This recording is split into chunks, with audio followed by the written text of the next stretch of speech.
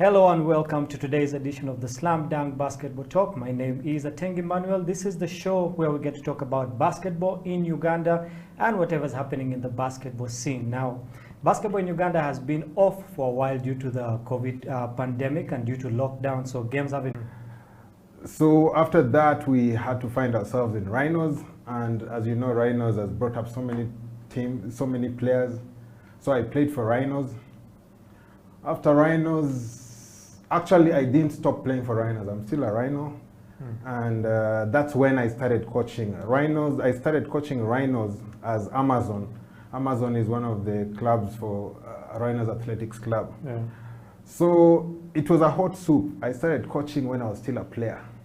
So it is actually what built me, built who I am. Yeah. So it was a hot soup. I was coaching in the league when I was very young, and we grew up together. Then I was also playing for Rhinos. You know, playing for Rhinos, Rhinos used to give so much. Yeah. You realize that they taught a lot. They had very experienced players and experienced coaches. Some of them are in the US. So they brought us. They took us in, they brought us and made us who we are. Yeah. The second time I got the biggest coaching job was when Charging Rhinos was relegated. Yeah. I was a player for Judging Rhinos, but when we were relegated, you know what happens when teams are relegated. Yeah. People will start moving. So Yeah. I was like, you know what? I think I'm gonna be a coach player. So that's how coach playing began. It was tough. Yeah. I tried to coach play. You know, when you're coach playing, you want to call all the shots. You know, you can't serve two masters. So at a certain time, I had to drop playing. I said, you know what? Let me concentrate on coaching. Yeah. So the first year, things didn't go so well. The second year, we managed to hit, we hit the champion. Actually, we reached finals. Yeah. And we were promoted again back to NBL. Yeah. So that's how it started. It started with the Rhinos. I must thank Rhinos for making me who I am. But again, I've coached a number of young teams. You know, as you're growing, you start low. I think Rhinos was the biggest team I coached when I was still growing as a coach. But I used to coach these young kids like international schools. I did ISU, I did a number of schools, Kawempe Muslim, Bugema. I coached so many teams that if I start talking about it, it's a big trend. It's a very, very big trend. Well, that's a very interesting journey, you know, knowing that you started from Kitante, which is actually just down the road from here. I remember way back in the day, Kitante, Hill School, Kavoja, those were really the biggest schools at the time, you know, and I think qualifying for the nationals at that time was a very hard thing, and also getting to the finals was really hard because there was a lot of actually competition during that time. And I remember your team had a couple of players who are actually also coaches now. Yeah, could you just take us back to what was that group like? There was you, John Mapesa. Who were the other players on the team, and are they still playing right now? Are they coaching? What has happened to their lives in basketball? Well, like when I was joining Kitante, we were three musketeers. I had Hamza, who coached a couple of teams. He coached A1. He also coached Amazon some time back. Yeah. He coached KU. I also had Jeff Omondi. He actually played for UCU at a certain time. Then he found himself at CTOL, but he coached, I think, A1. Yeah. Then Eric is the only guy who left. So we were around 4-5 guys who were in Chitante. Our job was to actually, Geoff came on the second year when we were almost finishing. But even all of them found themselves in Rhinos. So we played together, and I think when we were done with high school, people parted ways. Some of us went to university, some of us relocated back to Kenya.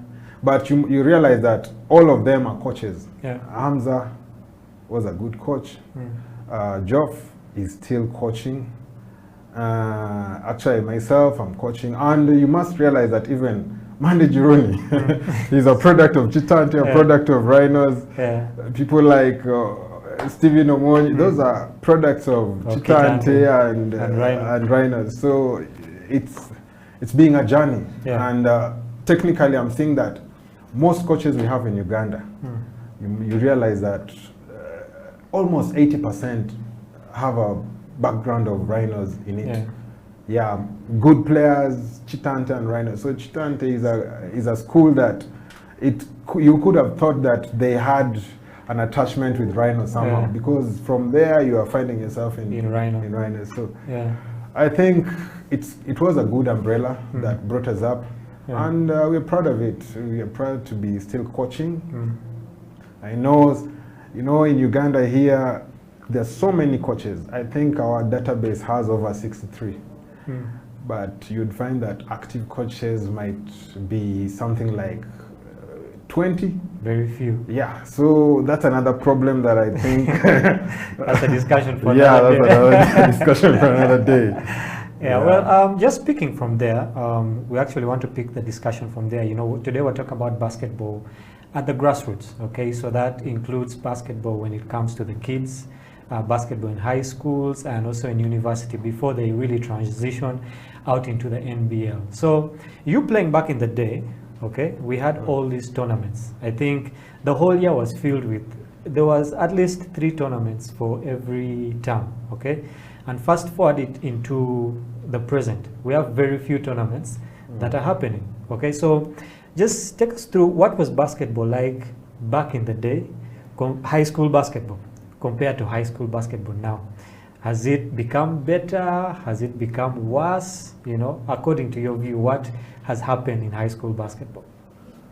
Well, that's another good question. Now, back in the days, Uganda did a lot of import. Yeah. They imported very many foreigners. So actually, Ugandan basketball was filled with foreigners. And foreigners, they come with some kind of momentum that is a little bit at high peak. Yeah. So I would say that the pool when it comes to basketball in back day, the pool was small.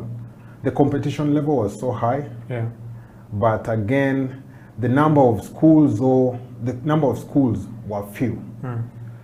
And the competition level was also high because we call, actually nowadays they call them machineries. Yeah. The number of machineries that were in the land was a little bit. Basketball is in the western region or eastern, people would go to watch.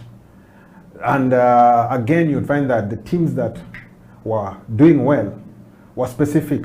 Chitante was lucky to be doing well as a day school, but the higher percentage of were boarding school, the likes of Chibuli, Kabogia, Naja, Manjas. So Chitante was one of the only high school that was a day school that was doing well, because I think maybe it had a good budget. Most of them have a good budget and they're able to bring in any good talent. Yeah. And they are also able to fish any talent from anywhere within the country. Yeah, well, I like how you've actually brought in the aspect of traditional schools versus the international schools, okay? And we'll be going into more of this after the break, because I believe that this is going to make for a very interesting conversation, yeah? After the break, we'll be back with more on Slam Dunk Basketball Talk. Mr. John Mapesa Omondi will be telling us more on his perspectives on grassroots basketball. Don't go anywhere. This is the Slam Dunk Basketball Talk on House of Talent Television.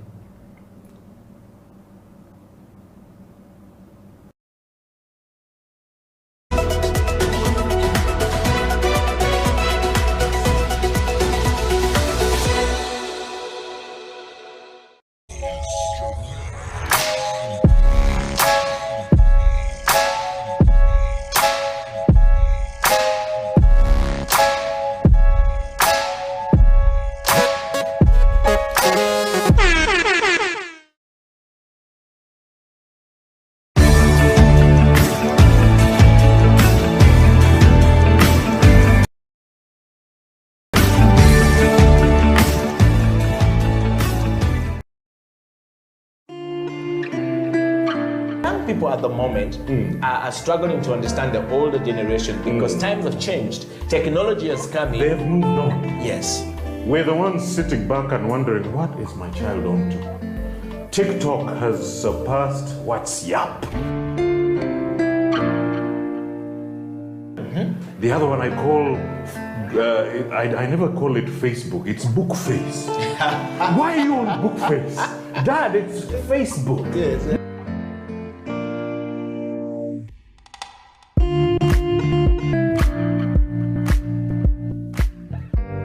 Me, I keep saying, I have a foot amongst the millennials. Yeah. And I understand the traditionalists. Okay. There's a song in the 60s, by the way, and in the 90s, 70s, where they're like, parents don't understand. Yes. Remember Prince? Yes. Prince.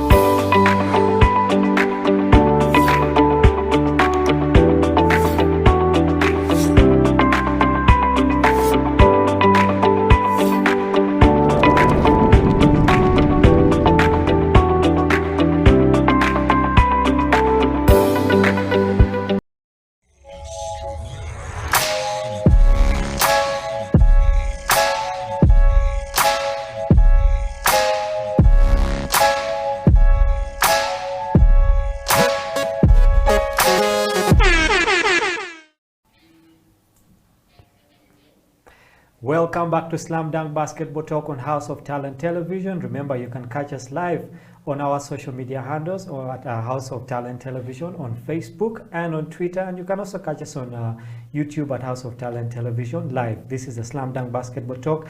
And we've been talking basketball with Mr. John Mapesa Omondi in the studio. And before we went for the break, we had brought in the aspect of the traditional schools versus the modern schools. Back in the day, we had schools like Kitante, Kaboja, Chivuli, Manjas in the east, and these were basically the powerhouses way back then, okay? And now we have a shift, okay, where now the schools that are actually on top is one of the schools that you coach.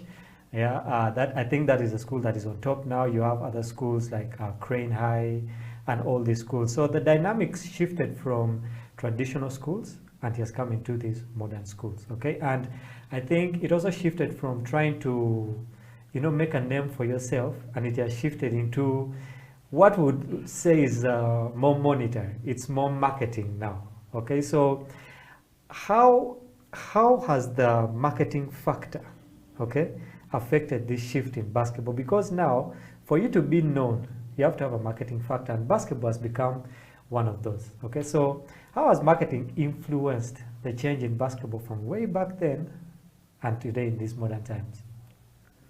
Well, it is obvious that any school would want to be seen out there. Yeah. And the only avenue for, actually one of the best avenue for some of these, for example, private schools, not that government schools have not, cannot be, they also have a budget. I'm sure every entity, be it government or private, they have a budget. Yeah. And now the priorities, I think, is what makes a difference. Yeah. You'd find that, because Chibuli is another school that has a very good budget for sports. And I'm sure that when you talk about my school, Budo, Yeah. Budo has a good budget for sport, and they dictate the budget that they can use within a period of time. Yeah. So schools who are very sharp realize that sports is one of the best avenue to reach a big number of clientele. And you realize that at times they come with very big buses. Have you ever figured out why? You'd find that you have only one team of basketball, but you have a huge bus. When you look inside, nothing. Like 12 people You know, in the bus. 12 guys with some 3 guys who are supporting. So when you park your bus in a specific place, a student will look at it and like, man, these guys, there's something about it. There's something about it that will drive you. And by good or bad luck, if you manage to go, for example, for a friendly in that school, you might want to stay. And then you will start disturbing your parents that, man, I want that school. Yeah. So it is a marketing strategy that schools have realized they can use. Not that it is the only marketing strategy, but it is a good marketing strategy. It has opened up so many schools. Yeah. So, and I would say that before then, because Chibuli has been one of my #1 competitors. I think I started winning games like 5 years ago because I was always fighting with Chibuli, you know. So you wouldn't say that it has, maybe Buddha has taken over because Chibuli is not having the cash muscle. They do, but we grew up. Maybe those days we were small, but now we are powerhouse, and I think people will have to accept that there's evolution. And if Buddha is doing it, I think they have done a good job. We've done a good job over the years. We've given Uganda the first East Africa Championship. The boys had never won an East African Championship before. And the girls have given Uganda back to back. So at the end of the day, I mean, at times I feel like when maybe when we are competing locally at the maybe qualifier level, it might be a little bit personal. Well, school, muscle. But when it goes beyond nationals, now then the representation changes. It's Uganda. So it doesn't matter who is playing, who is winning. At the end of the day, it is Uganda that has won that championship, and that's how it is. But I think no one should lie to you that other schools don't have budgets. Every government entity must have a sports budget. It is the priority that they give to sports. I think that's what differs. I think that's very true. Most government schools now think they want to focus more on books, and the budget that is there for sports actually is siphoned into other things, but I guess that's a discussion for another day. Now, we're going to talk about the elephant in the room here, okay? Johnny is the coach of Budo. You've had a lot of success with the Budo team, okay, winning the East African Championship. And in the basketball circles, okay, just like your story with Kitante, you came in from Kenya to play for Kitante because they wanted to move to a certain level, okay? Fast forward to the present time, now you're coach of Budo, and I think you're faced with the same situation as you were in Kitante, but this time you're on the coaching side, okay? And the school has told you, Johnny, this is the budget, and this is where we want you to be, yeah? And you have been blamed for using a lot of foreign players, okay? They say it's John who gets players from Sudan. His first 5 are more than 5 feet high. How are we going to compete, you know, with them? And this has been a complaint from actually very many schools and very many coaches. And some even say that the cap on foreign players, okay, in high school was brought because of your initiatives to actually try and win in high school basketball. What is your comment on this? That's a tough one, but I'll give my honest opinion. Now, it's an open market. And I don't think any school has been limited on where to get players. These are our clans. Budo is a private entity. It can get students from anywhere within the world, if not East Africa. So a coach, my job is to look at the dynamics of the competition, look at the rules that govern the competition, and act as per the rules that govern the competition. And I'm sure if I'm not the only one who picks players from outside the country. And this is within East Africa. My players are within East Africa. I've never got players from America to come and play for me. These are students, and they're genuinely from within East Africa. And I'm sure as much as Budo has students from Sudan or whichever, or Kenya or wherever, or Tanzania, other schools also do have. So the thing, their question should be the success. You know, you can get players from all over, but are they still gonna give you the results you're looking for? So they should be crying that how come Johnny knows how to recruit and manages to do well with the players he recruits? Because when you go to other schools, Chibuli has foreigners. They have so many players from. Those are my direct competitors. When you go to Wakiso, you'll find that actually there's a school in Wakiso that has 99% foreigners.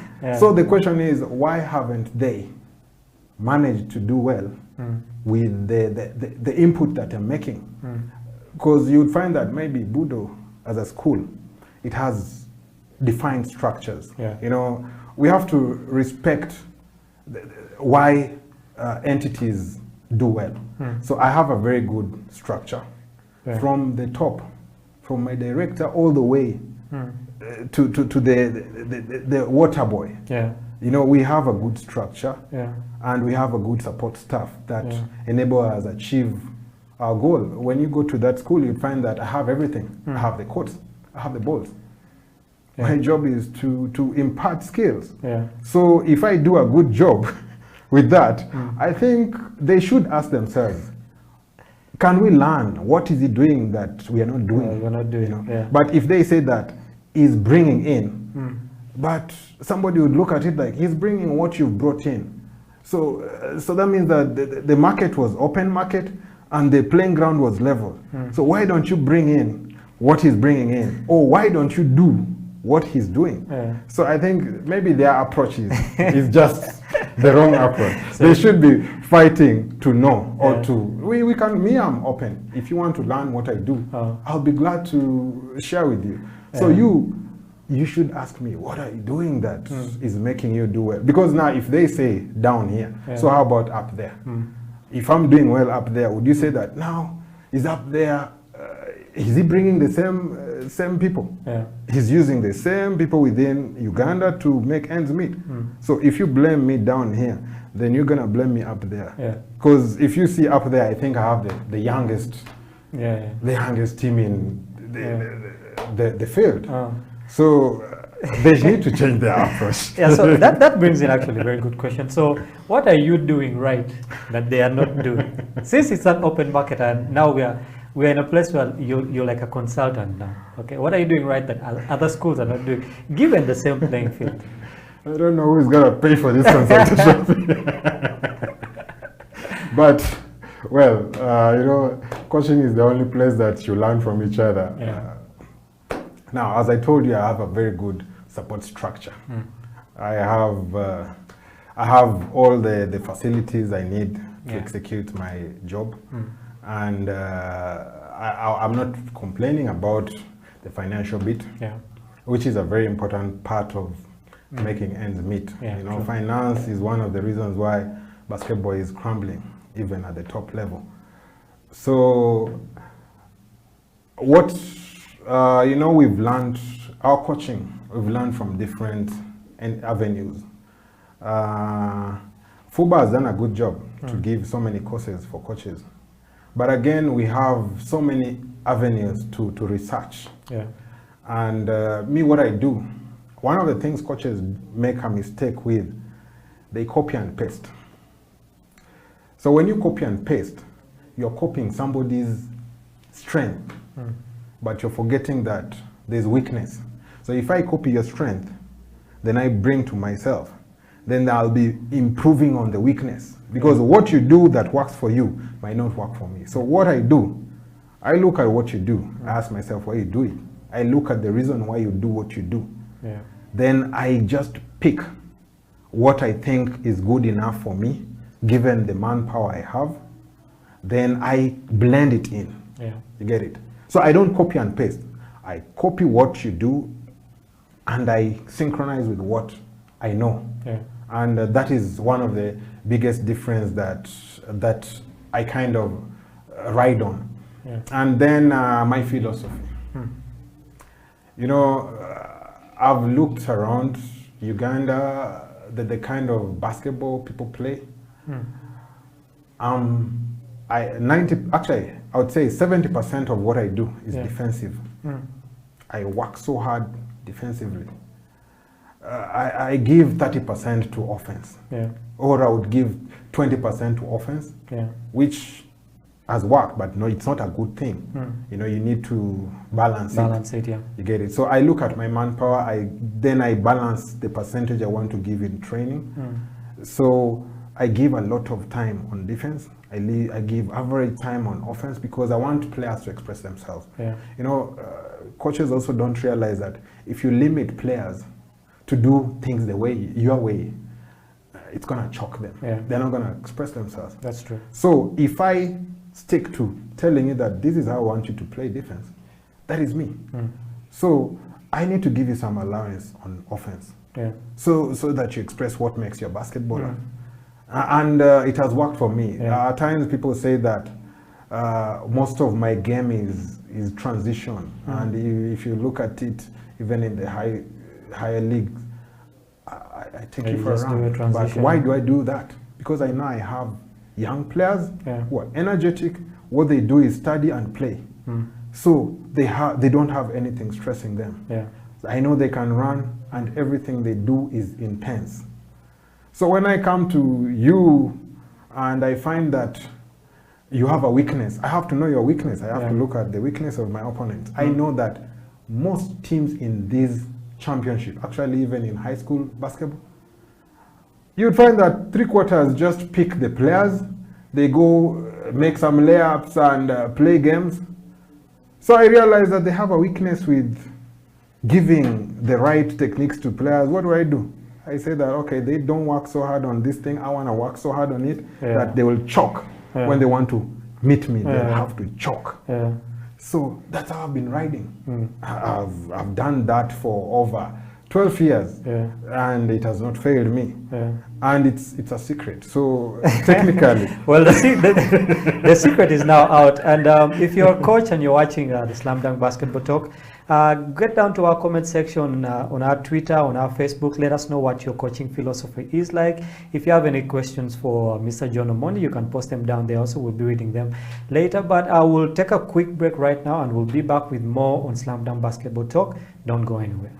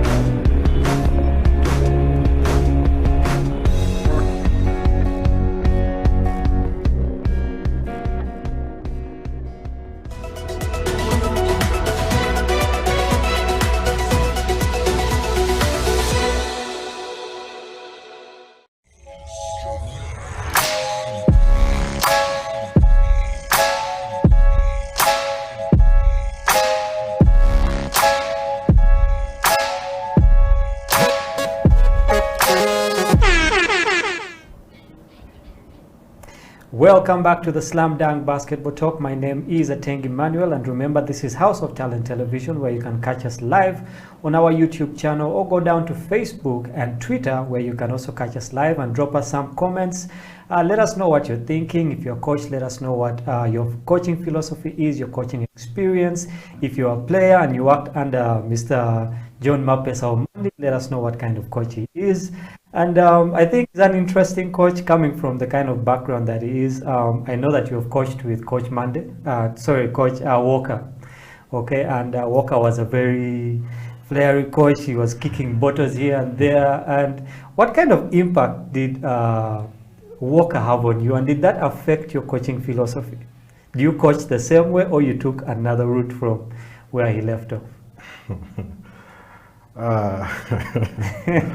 Walker, you know, when people look at Walker, they don't understand that he loves this game. I think he's very passionate about this game. Yeah. One thing, Walker has a very loud side of him and a very soft side of him. Yeah. You know, and one thing people don't realize. If you learn to work within such kind of environment, it does two things. It either pushes you or breaks you. So if you understand that his intention is to push you, then you're good. Because you realize that most players who have come from Deja University, they're at high peak. You know, they're always pushed to the limit. So me, I got a chance to work with Walker, and one of the things I would say I learned from him. He does a lot of research. He's so knowledgeable, but at times I think he has a very short time frame to express himself or to impart. So during my 4 years with him, I learned. What I used to do, I see what he does, I see how he does it. When I go back, I change it. And when I come back, I tell him that, boss, you know why this thing is disturbing us? We need to change it. But one good thing about him, he allowed me. He told me that, Johnny, you know what? That's why you're here. Your job is to make the best out of this program. So he gave me a lot of room to express myself. And that is why even when he migrated, you wouldn't feel like there's a change, because he empowered me a lot. And that one I'm very grateful. He gave me a lot of room, a lot of, actually he has experience. And when he's on the touchline, the passion drives him, and at times it overrides him, and emotions take over. And the players who have been under him for a long time, you see, like the likes of Tim Jonah. Look at the people who have come from Deje. They are doing very well, and they can fit in any environment, any club. And you realize that by the time they are completing their studies, so many teams wanted them, and it's happening. So many teams are looking at Deje players, and it is even now. I think you've seen that so many are moving to other clubs when they are done with their studies. So the reason why they would fit in is because of the push that they go through. So I would say that they're pushed to the limit. We really used to give them a lot of a run. And me, I would say that Walker was a good coach. I appreciated working with him, and I learned from him, and I'm trying to adapt to some of his coaching styles. Actually, he's one of the guys who insisted that, Johnny, yes, I know defense, I know you're good, but you can't play defense alone. You have to put, because you're gonna choke if you get a team that understands what you're doing.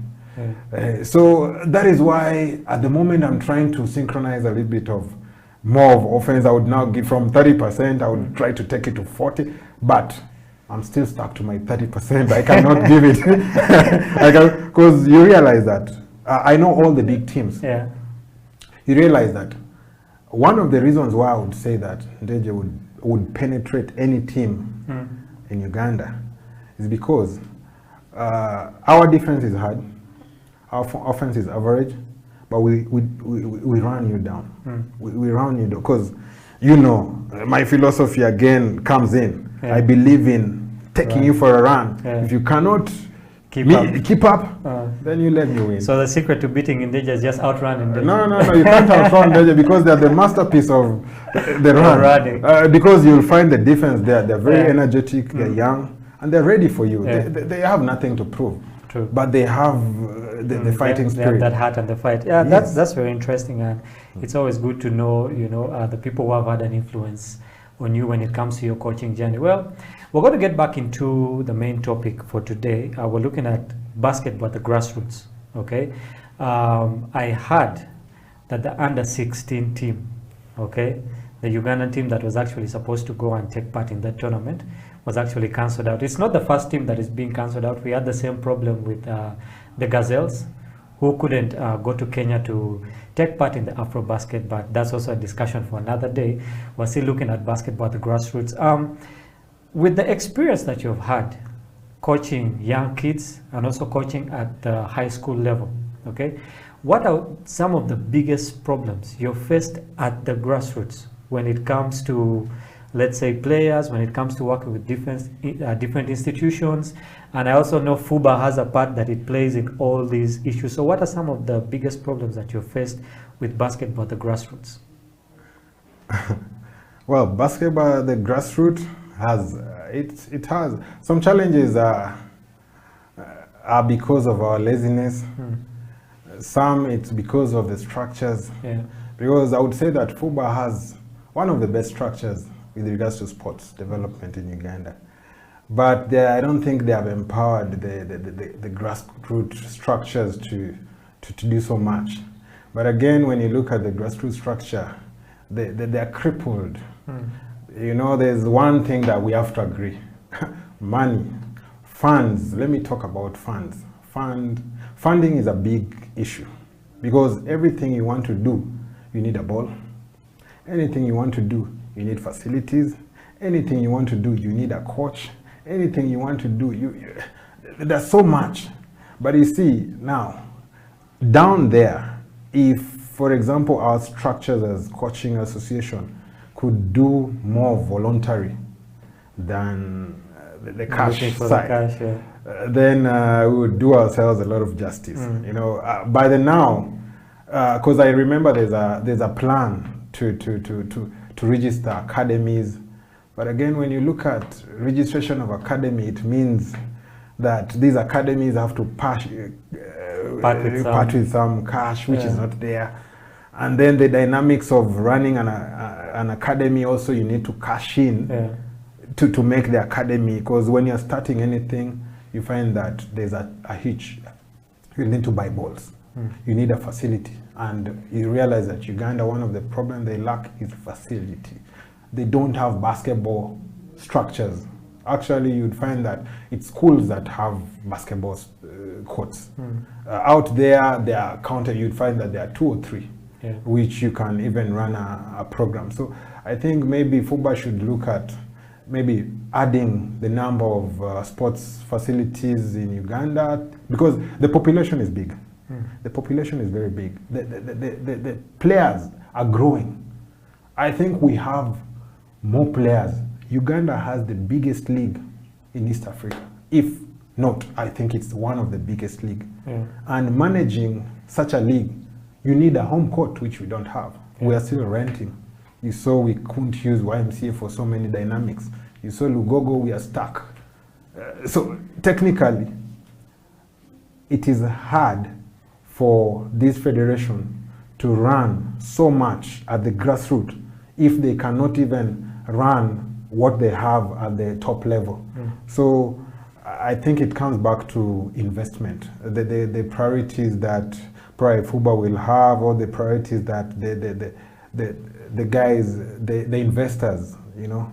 I know I'm an investor, but I cannot build a court. I don't have the muscle to build a court. But we can outsource. I think one of the things that FUBA should now invest in is to look at how to have a home court and how to empower clubs to have their own home courts, which is happening now, but I think it's still not so sound. But coaches need to come back and be nice to the game. If you truly love this game, you have to do a lot of voluntarism to make basketball a success. Because like, I've done it. I've had my shot in volunteering. That is why you find that I've coached so many teams. And some of them, you would find that they don't pay me what they need to pay me, but because I love what I'm doing, I can take the little that they pay. Because now if you start looking at what they pay you, you find that it's transport. That is why now, currently, I'm only attached to specific entities which can able to pay you for the work that you did way before. Pay me for. Well, that's interesting. You brought in the aspect of investors, okay? But the thing that you have to realize about our game is that it has to be at a level where it's marketable for you to have people coming in, okay? I don't think that FUBA has really marketed the game as well as it should. If we take an example of Rwanda, okay? Rwanda built that stadium that they're using right now, and that has brought a lot of visibility to them, with the NBA coming in and giving them now different programs, you know. And Uganda had the NBA, junior NBA actually, which I don't think is running anymore because of, you know, a few things here and there in basketball. Yeah. So what can, let's say, different schools, okay, different academies, okay, do to make themselves marketable to the level whereby we'll have big companies coming in to actually act as sponsors or partners, okay, with these different entities at the grassroots so that we can grow up the game? Yeah, it takes me back to the same thing. Yeah. Start. You know, starting is the hardest. So, like me, you find that I have an academy, but most of it, you find that it's for free. I don't ask people to pay because I'm building. Yeah. You get it? So, if we don't volunteer to make something look worth partnering with, because if you start looking at money first, then you're not gonna build. So you have to build without money, build with the resources you have. That's why I'm saying coaches need to start volunteering, because in their academies they're not going to get money so much. You'd find that you have an academy but you spend more than you get. So if we can push that a little bit more as coaches, make it a little bit vibrant, get players, teach them so that when they play, you want to come and watch. You see, I have to attract you to come and watch. And some of them, you realize it's their parents who own some of these fuel stations. It's their parents who work in some of these big entities. So if their parents are happy with what we do down here, it would be so easy for them to want to be partner. You know, they want to be involved in what you're doing, and that's how it comes in. There's nothing new you're gonna do to bring sponsors in. It is the product you're giving. If they like what you're doing, they'll want to be part of you. So again, when you look at FUBA, when you look at Rwanda, that is a government initiative. So technically, maybe FUBA has to get the right technical know-who in there to make things happen, because you have to know someone in there to make things happen. But if you don't know somebody up there, then it will be hard for you to even approach, you know. But Rwanda, it was a government. Uganda, I think the only government entity we have is Lugogo, which is shared by every sport. So technically, when you talk about but it's me, what I know, it comes back to us as coaches to make the best out of us, build a package that anyone would want to be part of, and that's it. We are slowly coming to the end of the show because we're running out of time. But before we get there, I just want you to, you know, talk to the people down there at the grassroots, because I'm also a part of grassroots coaching, you know, where you have to go to a school and coach kids. Some of them are in schools that really can't finance you, like you said, and you have to go and volunteer. And sometimes us as coaches, okay, or whoever is out there in the coaching fraternity, okay, there are a lot of resources, there are a lot of things that we do not have, that even if we wanted to volunteer, okay, sometimes it becomes hard. Because I'm going to a school, there's one basketball for 50 kids.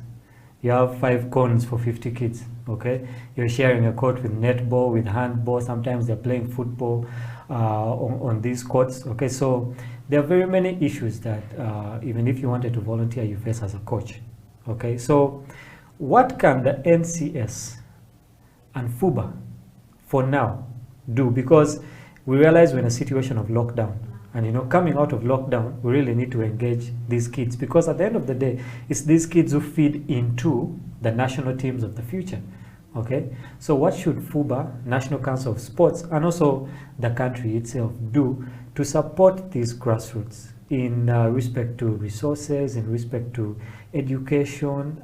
Should they put up some schemes? What can they do?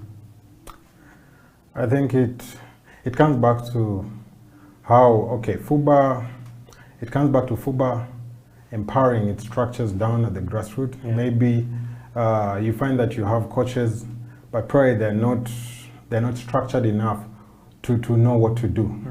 There has to be a lot of workshops to let them know how best they can empower, actually, how best they can bring up their academy, the likes of the academies that they want to. They have programs. Every coach has a program, but now at times they feel crippled when it comes to how to run this program. So I think the structures down there should be in a position to have a leader. There has to be a leadership structure that helps the grassroots.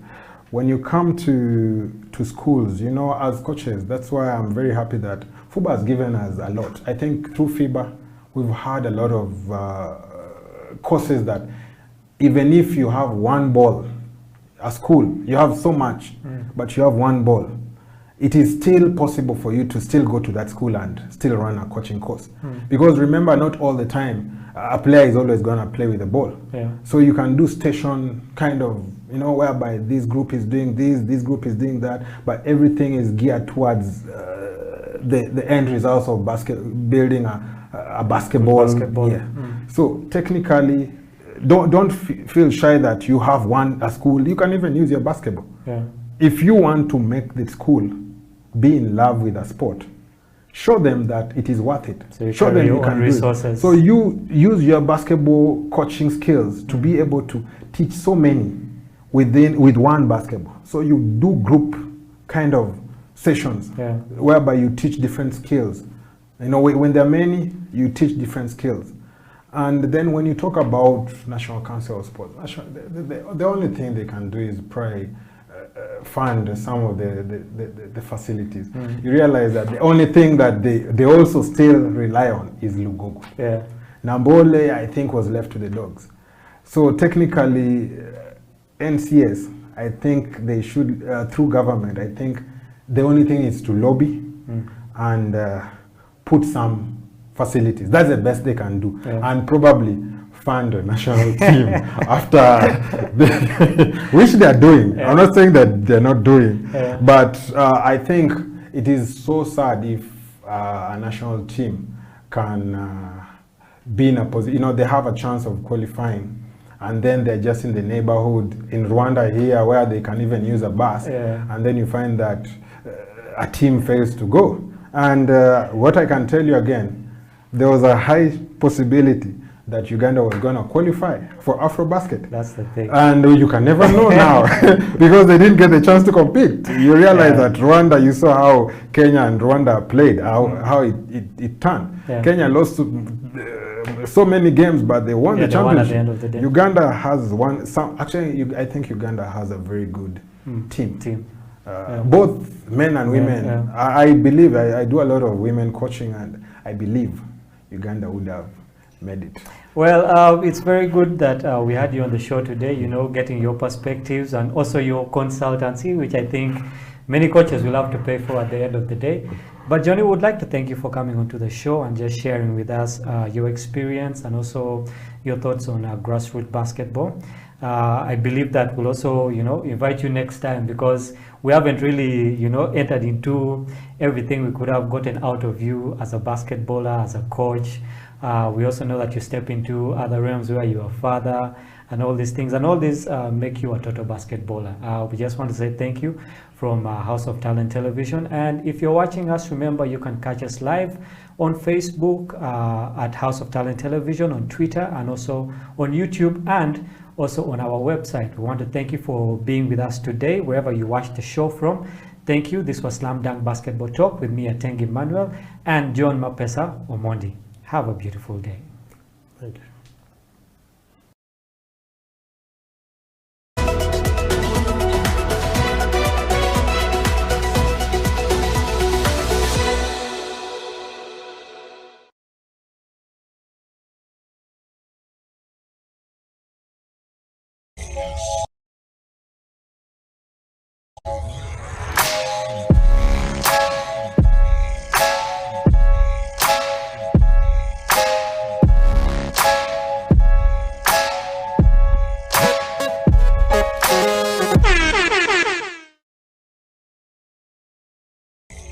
Struggle.